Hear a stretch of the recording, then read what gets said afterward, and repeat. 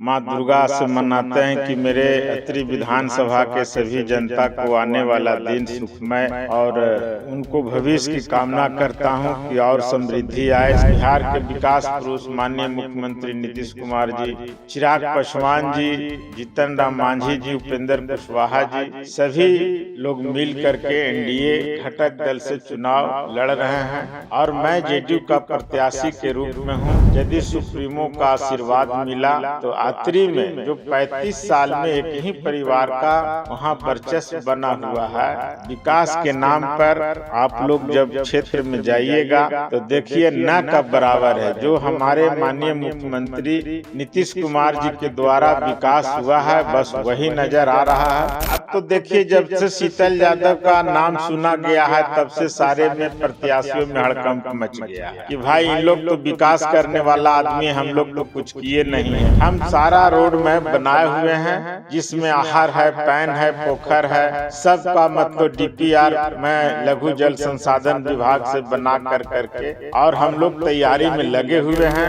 हम चाहते हैं कि चाहे खिजरसराय में बढ़िया एक हॉस्पिटल हो, बथानी में बढ़िया हॉस्पिटल हो, मोहड़ा में बढ़िया हॉस्पिटल हो, उसी प्रकार हम शिक्षा पर भी ध्यान दे रहे हैं। 35 साल से एक ही घर का विधायक का कोई कार्यक्रम लिखे हुए था कि 20 करोड़ के हमने चापाकल बना और कोई ऐसा चापाकल नहीं है कि 10 दिन से ज्यादा चल जाए। नमस्कार दर्शकों, आप सब देख रहे हैं कैची न्यूज।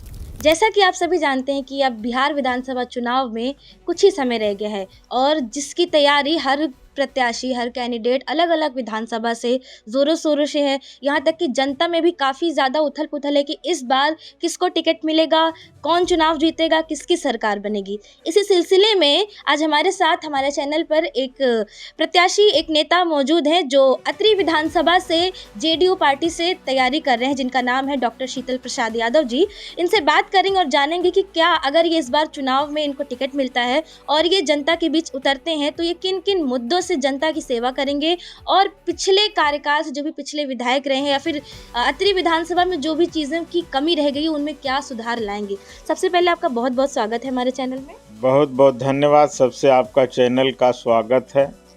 हम आपसे ये जानना चाहते हैं कि आप से अत्रि विधानसभा से आप तैयारी कर रहे हैं, तो अत्रि विधानसभा से ही क्यों? मतलब अत्रि के लोगों में आपके अंदर इतनी दिलचस्पी है कि अत्रि के जो वासी, अत्रि के जो निवासी हैं उनके लिए आप क्या कुछ करना चाहते हैं? देखिए, सबसे पहले तो अत्रि के महान जनता को मेरी ओर से नवरात्रा के शुभ अवसर पर माँ दुर्गा से मनाते हैं कि मेरे अत्रि विधानसभा के सभी जनता को आने वाला दिन सुखमय और उनको भविष्य की कामना करता हूं कि और समृद्धि आए सभी जनता को मेरे, और हर दुख सुख में मैं शीतल यादव उनके साथ हूं। और रही बात अत्रि के विकास के लिए, और आपने बोले कि अत्रि आखिर क्यों चुने? अत्रि इसलिए चुने कि हम लोग का 2020 में हमारी भाभी चुनाव लड़ी थी एनडीए से, जदयू के प्रत्याशी थी श्रीमती मनोरमा जी। तो 2020 में जब चुनाव लड़ी तो 5000 वोट से हम लोग चुनाव हार गए थे हमारी मैडम, और हारने का कारण था कि एनडीए पैक्ट नहीं था, अलग अलग लोग चुनाव लड़ गए थे, इसमें 5000 वोट से हम लोग चुनाव हार गए। आज एनडीए पैक्ट है। माननीय नरेंद्र भाई मोदी जी प्रधानमंत्री, बिहार के विकास पुरुष माननीय मुख्यमंत्री नीतीश कुमार जी, चिराग पासवान जी, जीतन राम मांझी जी, उपेंद्र कुशवाहा जी, सभी लोग मिल करके एनडीए घटक दल से चुनाव लड़ रहे हैं और मैं जेडीयू का प्रत्याशी के रूप में हूं। यदि सुप्रीमो का आशीर्वाद मिला तो अत्रि में जो 35 साल में एक ही परिवार का वहां वर्चस्व बना हुआ है, विकास के नाम पर आप लोग जब क्षेत्र में जाइएगा तो देखिए न का बराबर है। जो हमारे माननीय मुख्यमंत्री नीतीश कुमार जी के द्वारा विकास हुआ है बस वही नजर आ रहा है, लेकिन जो स्थानीय जनप्रतिनिधि जो थे आज तक कोई विकास के काम में रुचि उन लोग नहीं लाए, जिसके चलते हम लोग 2020 से लगे हुए हैं। अत्रि विधानसभा में हम चाहते हैं कि जनता को सेवा करें और अत्रि के भी जनता के बहुत उम्मीद है हम लोगों से। आज हमारे देखिए बेलागंज विधानसभा में हमारी बड़ी भाभी मनोरमा देवी जी का उपचुनाव में चुनाव जीते 22,000 वोट से। यहाँ भी 33 बरस से राज कर रहे थे एक ही आदमी। अब आज देखिए जो 9 महीना में हम लोग काम किए, वो देखने का पूरा मनो गया जिला में समझिए कि विकास का धारा बह रहा है बेलागंज विधानसभा। तो इसी प्रकार के हम चाहते हैं वजीरगंज यहाँ अतरी विधानसभा में कि मेरे ओर से यदि मिलता है 35 साल में कार्य नहीं हुआ, विकास नहीं हुआ, उसको मैं भी 5 साल में करने का तैयार हूँ। अब जैसे आप अपोजिशन को क्या कहना चाहेंगे इस पर, जो अतरी में अभी विधायक बैठे हुए हैं, जो भी वहाँ की जनता का हालत है, वहाँ पे जो भी विकासशील काम जो रुके हुए हैं जैसा कि बताया जा रहा है, तो इन सब के ऊपर आपके क्या विचार है? अब तो देखिए जब से शीतल यादव का नाम सुना गया है तब से सारे में प्रत्याशियों में हड़कंप मच गया है कि भाई इन लोग तो विकास करने वाला आदमी, हम लोग तो कुछ किए नहीं है। और वहाँ हम लोग का मन चुनाव नहीं लड़ने का था, वहाँ का जनता इतना आ रहा है कि सर आप जैसे बेलागंज में आप लोग मिलजुल करके विकास कर रहे हैं, उसी प्रकार आप अतरी में विकास कीजिए। खास करके देखिए किसानों की जो वहाँ सिंचाई का सुविधा भी नहीं है। हम सारा रोड मैप बनाए हुए हैं जिसमें आहार है, पैन है, पोखर है, सबका मतलब डीपीआर में लघु जल संसाधन विभाग से बना कर करके और हम लोग तैयारी में लगे हुए हैं। जहां सड़कें अभी नहीं बना वहां सड़कें बनानी है। अभी खास करके हमारे बच्चियां के वहां कॉलेज नहीं है, बढ़िया कॉलेज नहीं है। तो हम चाहते हैं कि चाहे खिजरसराय में बढ़िया एक हॉस्पिटल हो, बथानी में बढ़िया हॉस्पिटल हो, मोहड़ा में बढ़िया हॉस्पिटल हो, उसी प्रकार हम शिक्षा पर भी ध्यान दे रहे हैं। आज देखिए माननीय नीतीश कुमार जी 125 यूनिट का बिजली का प्रोत्साहन दिए, बहुत गरीब गुरबा का राहत है।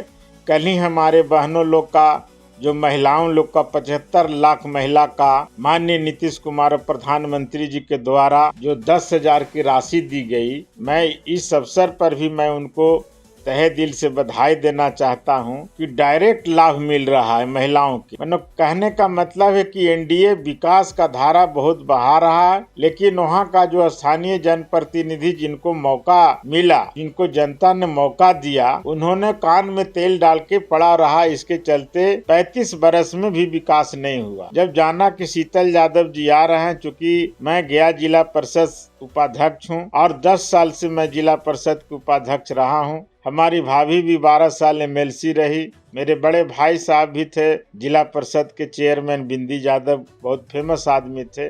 आज उन्हीं की कृपा से हम लोग सारा परिवार आगे बढ़ रहे हैं और इसी तरह के अतरी के जनता में चाहत है कि डॉक्टर शीतल प्रसाद यादव जी एक ऐसे साफ छवि के ईमानदार व्यक्ति हैं, आवे और हम लोग का सेवा के भावना से। कि आप सभी ने ये देखा और सुना ही कि अभी टिकट फाइनल भी नहीं हुआ है और उससे पहले इन्होंने अतरी की जनता के लिए कितना कुछ सोच रखा है। इनका विज़न क्लियर है, इन्होंने अपना जो भी बताया कि रोड मैप तैयार कर रखा है, जो भी चीज़ें बताई कॉलेज को लेकर, स्कूल को लेकर, महिलाओं को, बच्चों को लेकर, बच्चियों को लेकर, वहाँ के युवा को लेकर, इतनी सारी चीज़ें इन्होंने पहले से ही सोच रखी हैं। तो ये एक भी किसी भी प्रत्याशी के अंदर ये बहुत ही अच्छी बात होती है अगर वो उनका विधायक ऐसा होने जा रहा है जो चुनाव लड़ने से पहले, यहाँ तक कि अभी टिकट फाइनल नहीं हुआ है उससे पहले भी अगर वो अपना विज़न क्लियर कर से चलता है, तो ये चीज़ें होती है कि विकास फुल होता है।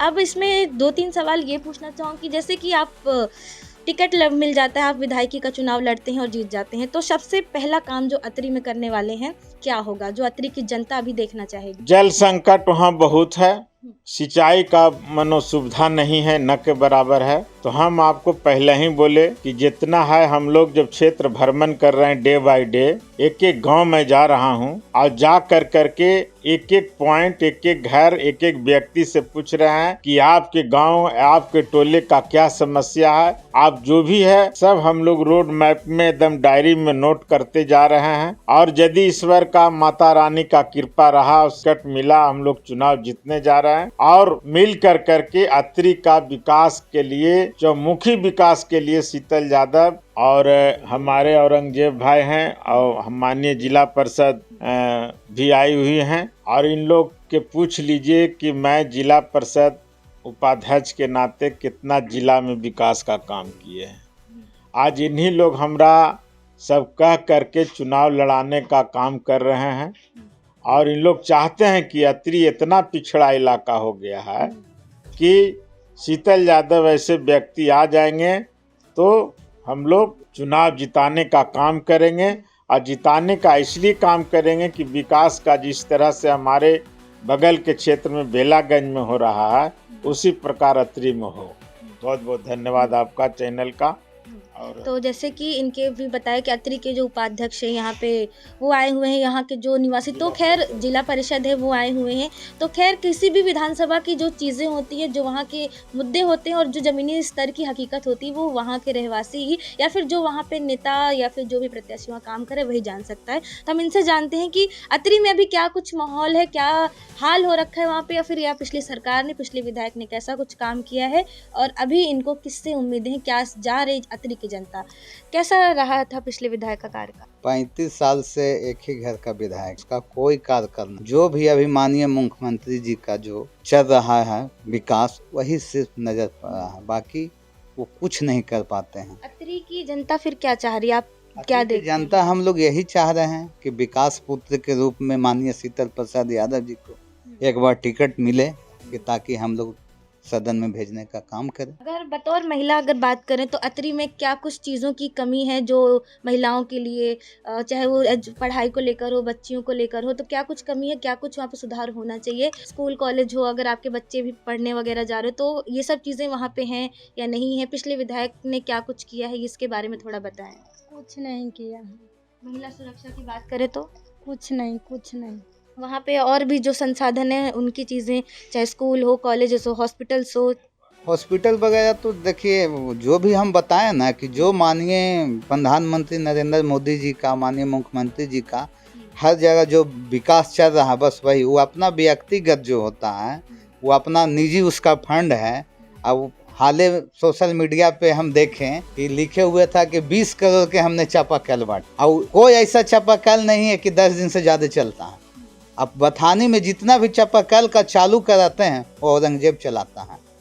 जितना भी चापाकल बिगड़ा हुआ है हमेशा हम बनाने का काम करते हैं।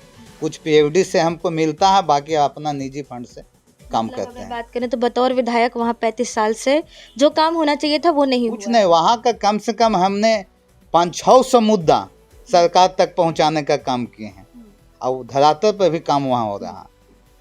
तो फिर ये सारी चीज़ें हैं जो अत्रि विधानसभा में कमियां हैं, वहाँ के जो चुनावी मुद्दे हैं जो कि इस बार के बिहार विधानसभा चुनाव में काफ़ी अहम होने वाले हैं।